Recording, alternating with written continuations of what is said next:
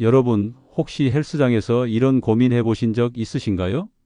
벤치프레스를 한 세트 끝내고 나서 얼마나 쉬어야 할지 막막하셨던 경험 말입니다.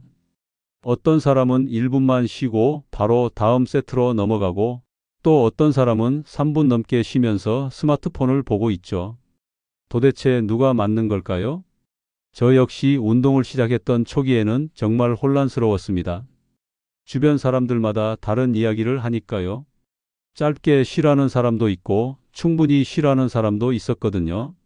그런데 여러분, 이 차이가 단순히 그날 운동 효과에만 영향을 주는 게 아니라는 사실을 아시나요? 놀랍게도 세트 간 휴식 시간의 차이가 5년 후 여러분의 근육량을 완전히 바꿔놓을 수 있다는 연구 결과가 있습니다. 그것도 상상하는 것보다 훨씬 더 극적인 차이로 말이죠. 실제로 브라질 상파울루 대학교에서 실시한 획기적인 연구가 있습니다.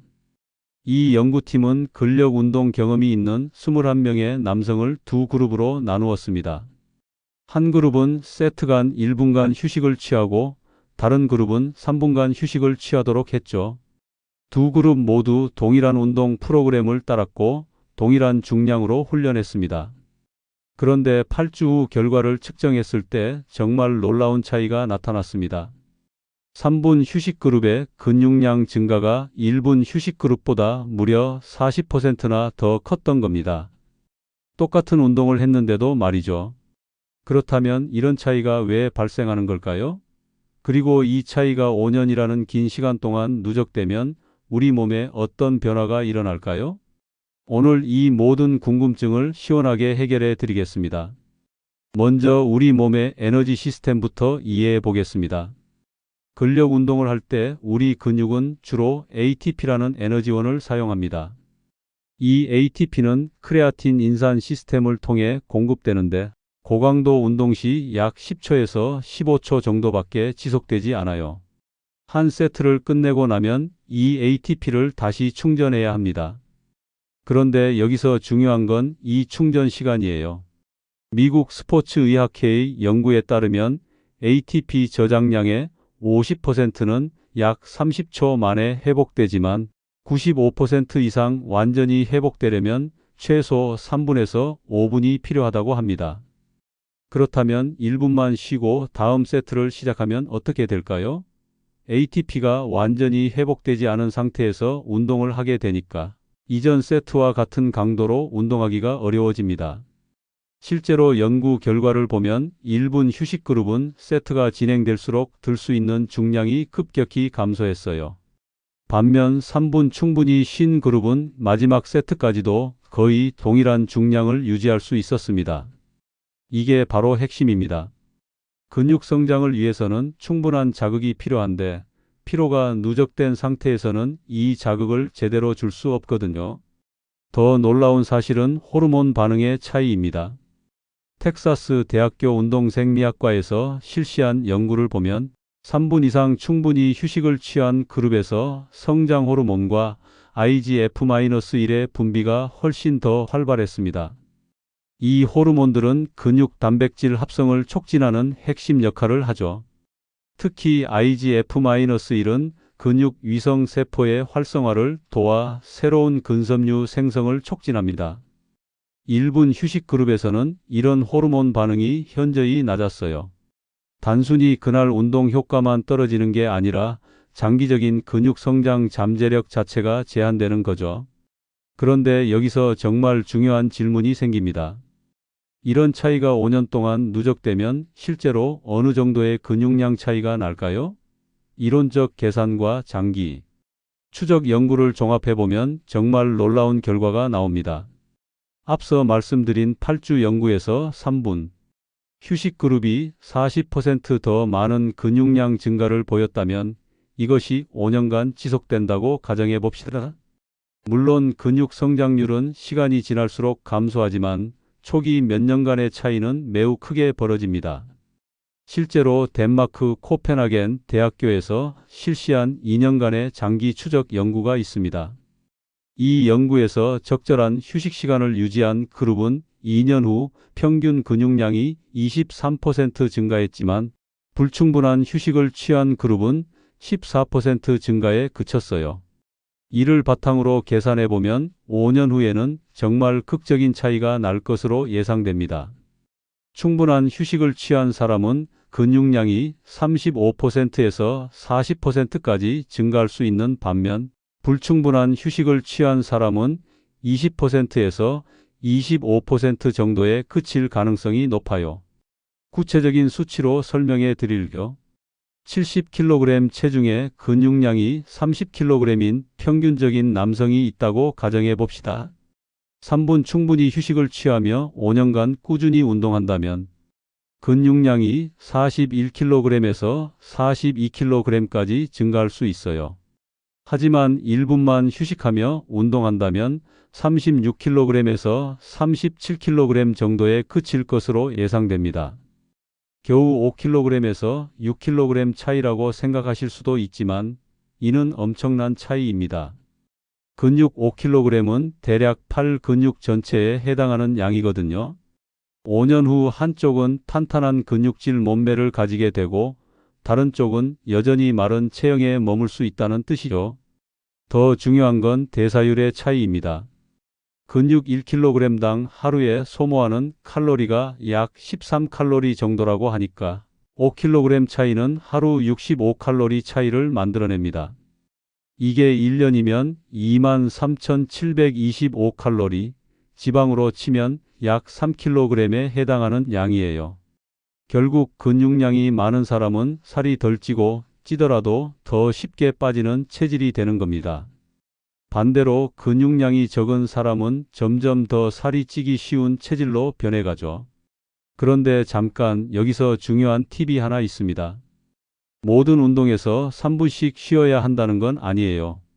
운동의 종류와 목적에 따라 최적의 휴식 시간이 다르거든요.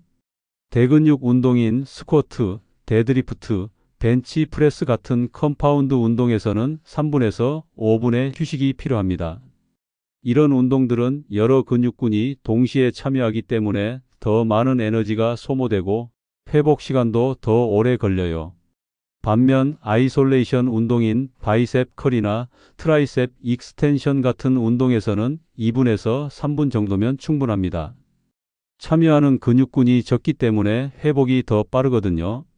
하지만 여기서 정말 놀라운 건 휴식 시간뿐만 아니라 휴식 중에 무엇을 하느냐도 중요하다는 점입니다. 호주 그리피스 대학교 연구팀이 발견한 흥미로운 사실이 있어요. 휴식 시간 동안 가벼운 스트레칭이나 심호흡을 한 그룹이 단순히 앉아서 쉰 그룹보다 더 빠른 회복을 보였다는 겁니다. 이는 혈류 순환이 개선되어 젖산 제거와 영양소 공급이 더 효율적으로 이루어지기 때문이에요. 또 다른 중요한 요소는 수분 섭취입니다. 운동 중 체중의 2% 이상 탈수가 일어나면 근력이 최대 15%까지 감소할 수 있어요. 따라서 휴식 시간마다 물을 조금씩 마셔주는 것이 좋습니다. 그렇다면 이제 여러분이 가장 궁금해하시는 실전 적용법을 알려드리겠습니다. 먼저 본인의 현재 체력 수준을 파악해야 해요. 초보자라면 처음부터 3분씩 쉬기보다는 점진적으로 늘려가는 것이 좋습니다. 첫 주에는 1분 30초 휴식으로 시작해서 매주 15초씩 늘려가세요. 4주째가 되면 자연스럽게 3분 휴식에 도달할 수 있을 거예요. 이렇게 점진적으로 적응해야 운동 강도도 함께 올릴 수 있거든요. 중급자 이상이라면 바로 3분 휴식을 적용해도 됩니다. 다만 운동량이 너무 적다고 느끼실 수도 있어요. 이럴 때는 휴식 시간을 늘리는 대신 세트 수나 운동 종목을 줄여서 전체 운동 시간을 맞춰보세요. 예를 들어 이전에 5세트씩 6가지 운동을 1분 휴식으로 했다면 4세트씩 5가지 운동을 3분 휴식으로 바꾸는 거죠. 총 운동 시간은 비슷하지만 각 세트의 품질은 훨씬 높아질 거예요. 여기서 한 가지 더 중요한 팁을 드릴게요. 휴식 시간을 정확히 측정하는 것도 필수입니다. 많은 분들이 대충 짐작으로 쉬시는데 실제로 측정해보면 생각보다 짧게 쉬거나 너무 오래 쉬는 경우가 많아요. 스마트폰의 타이머 기능을 이용하거나 운동용 앱을 사용해서 정확한 시간을 지키시기 바랍니다. 처음에는 번거로울 수 있지만 몇 주만 지나면 자연스럽게 내재화될 거예요. 또한 운동 순서도 고려해야 합니다. 대근육 운동을 먼저 하고 소근육 운동을 나중에 하는 게 일반적이지만 휴식 시간 관리 측면에서는 더 전략적으로 접근할 수 있어요. 예를 들어 상체 운동과 하체 운동을 번갈아 가며 하면 한쪽이 쉬는 동안 다른 쪽을 운동할 수 있거든요. 이렇게 하면 실제 휴식 시간을 줄이면서도 각 근육군은 충분히 회복할 수 있습니다. 하지만 여기서 주의하실 점이 있어요. 무조건 긴 휴식이 좋다는 건 아닙니다. 5분을 넘어가면 오히려 근육 온도가 떨어지고 집중력도 흐려질 수 있어요. 또한 전체 운동 시간이 너무 길어져서 실생활에 지장을 줄 수도 있죠. 개인차도 고려해야 합니다. 나이, 성별, 체력 수준, 운동 경력에 따라 최적의 휴식 시간은 달라질 수 있어요. 50대 이상이라면 젊은 사람보다 더 긴 휴식이 필요할 수 있고, 여성은 남성보다 상대적으로 빠른 회복력을 보이는 경우가 많습니다. 따라서 제가 제시한 기준을 바탕으로 하되 본인의 몸 상태를 잘 관찰하며 조절하시기 바랍니다. 마지막 세트에서도 첫 번째 세트와 비슷한 중량을 들 수 있다면 적절한 휴식을 취하고 있다고 볼 수 있어요. 혹시 관절에 문제가 있거나 특별한 질환이 있으시다면 반드시 전문의와 상담 후 운동하시기 바랍니다. 특히 심혈관 질환이나 고혈압이 있는 경우에는 긴 휴식 시간 동안 급격한 혈압 변화가 있을 수 있으니 주의하셔야 해요. 또한 운동 전후 영양 섭취도 함께 고려하셔야 합니다. 충분한 탄수화물과 단백질을 섭취해야 긴 휴식 시간의 효과를 제대로 볼 수 있거든요. 운동 1시간에서 2시간 전에는 복합 탄수화물을 섭취하고 운동 직후에는 빠른 흡수가 가능한 단백질을 섭취하시는 것을 권합니다. 이제 7일 챌린지 방법을 알려드릴게요. 첫째 날부터 셋째 날까지는 현재 운동 루틴을 유지하면서 휴식 시간만 점차 늘려보세요. 1분 30초에서 시작해서 2분, 2분 30초로 늘려가는 거죠. 넷째 날부터 일곱째 날까지는 3분 휴식을 완전히 적용해 보세요. 이때 각 세트에서 들 수 있는 중량과 반복 횟수를 꼼꼼히 기록해 두시기 바랍니다. 일주일 후 첫째 날과 비교해 보면 분명 차이를 느끼실 수 있을 거예요. 중요한 건 꾸준함입니다. 하루 이틀 해보고 포기하시면 아무 의미가 없어요. 적어도 4주에서 8주는 지속해야 눈에 띄는 변화를 볼 수 있습니다. 그리고 12주에서 16주 정도 지나면 주변 사람들도 알아볼 정도의 변화가 나타날 거예요. 마지막으로 가장 중요한 조언을 드리겠습니다. 운동은 마라톤입니다. 단기간에 극적인 변화를 기대하기보다는 장기적인 관점에서 접근하시기 바랍니다. 올바른 휴식 시간으로 꾸준히 운동하면 1년 후에는 지금과는 완전히 다른 몸을 가질 수 있을 거예요. 그리고 5년 후에는 정말 상상도 못했던 몸으로 변해 있을 겁니다. 단순히 근육량만 늘어나는 게 아니라 전체적인 건강 상태, 체력, 자신감까지 모든 것이 달라져 있을 거예요. 여러분, 오늘부터 시작해 보세요. 3분이라는 시간이 길게 느껴질 수도 있지만 그 시간이 여러분의 인생을 바꿀 수 있습니다.